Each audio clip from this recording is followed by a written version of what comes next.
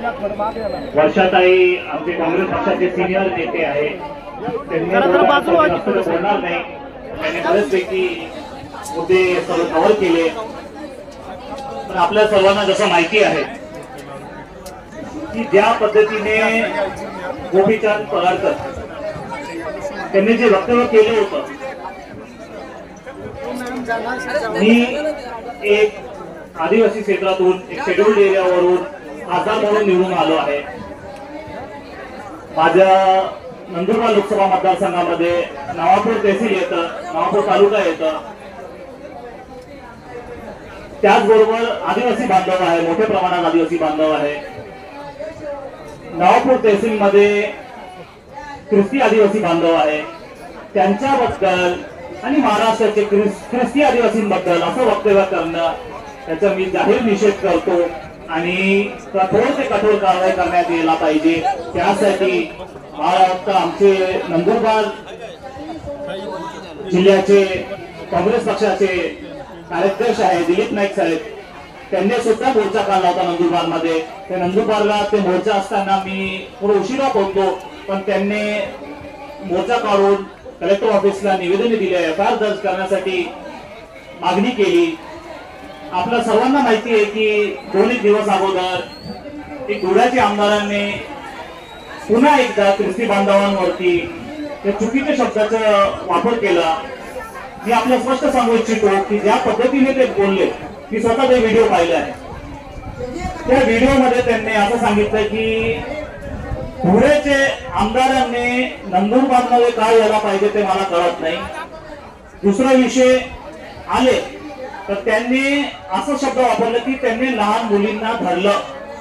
तुम्ही पुन्हा एकदा व्हिडिओ पाहून घ्या, लहान मुलींना धरलं आणि विचारलं।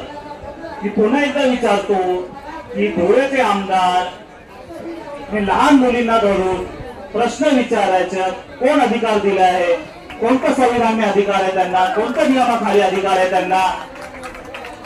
त्यानंतर त्यांनी असं विचारलं की बायबल बद्दल काय, त्यानंतर चर्च बद्दल विषय काढला। मी सांगतो की तुम्हाला कोण अधिकार दिला आहे की तुम्हाला विधिमंडळाचे याच्यामध्ये विधानसभामध्ये असा प्रश्न उपस्थित करायचा अधिकार भेटतो? तुम्हाला कोण अधिकार देतं, कोणत्या नियमाखाली, कोणत्या संविधानाच्या कलमाखाली, कोणत्या घटनात्मक कलमाखाली तुम्हाला अधिकार भेटतो असा प्रश्न विचारायचा।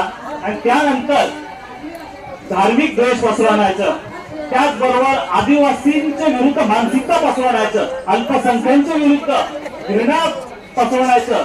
अगर तुम्ही षडयंत्र रचत असाल तर निश्चितपणे मी एक आदिवासी खासदार म्हणून तुमचा निषेध करतो आणि तुमच्यावर कठोर कारवाई करण्यात यावी हे सरकारकडे मागणी करतो।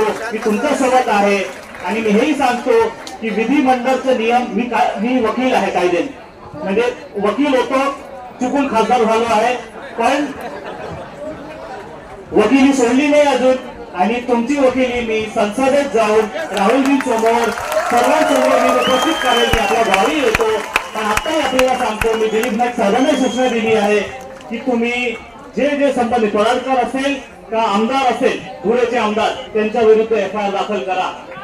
स्पीकर गुन्हा दाखल झालाच पाहिजे आणि कठोर कारवाई करण्यात यायला पाहिजे व त्यांना विधिमंडळातून विधानसभेतून सस्पेंड करण्यात यायला पाहिजे, अशी मागणी करायला पाहिजे आपण सर्वांनी। मी आपलं हेही सांगतो की विधिमंडळाचे नियम, मी कायदेशीर भाषा वापरतोय, नियम नंबर 13 प्रमाणे त्यांनी चुकीचा प्रश्न उपस्थित केला आहे। स्पीकरकडे तुम्ही प्रश्न उपस्थित करायला पाहिजे, पत्र व्यवहार करायला पाहिजे, निवेदन द्यायला पाहिजे, त्यांना त्वरित सस्पेंड करण्यात यायला पाहिजे, अशी तुम्ही सर्वांनी मागणी करा व एफआयआर रद्द करा। व त्याचबरोबर मी प्रिव्हेन्शन ऑफ एट्रॉसिटी ऍक्ट प्रमाणे त्यांच्यावर कारवाई करण्यात यायला पाहिजे, भारतीय न्याय संहिताचे कायद्यानुसार त्याच्यावर कारवाई करण्यात यायला पाहिजे व पॉस्को मध्ये पण करण्यात यायला पाहिजे। मी अशी मागणी करतो आज आपल्या सर्वांसोबत। आणि मी जास्त काय बोलत नाही, वर्षाताईने बऱ्यापैकी विषय कव्हर केलाय, पण मी आपला खात्री देतो की खासदार म्हणून, विरोधी पक्ष म्हणून आम्ही काँग्रेस पक्ष तुमच्या सोबत आहोत। आणि अल्पसंख्याक असेल, ख्रिस्ती बांधव असेल, आदिवासी बांधव असेल, त्यांच्या विरुद्ध कोणी काय बोलत असेल, आरएसएस आणि भारतीय जनता पार्टीच्या अजेंडाला आम्ही संपूर्ण टाकू, संपवण्याची आम्ही लढा घेतो आहे। पण तुम्ही आम्हाला साथ द्या, आम्ही तुम्हाला साथ देतो, एवढं बोलतो, 2 शब्द सांगतो। धन्यवाद।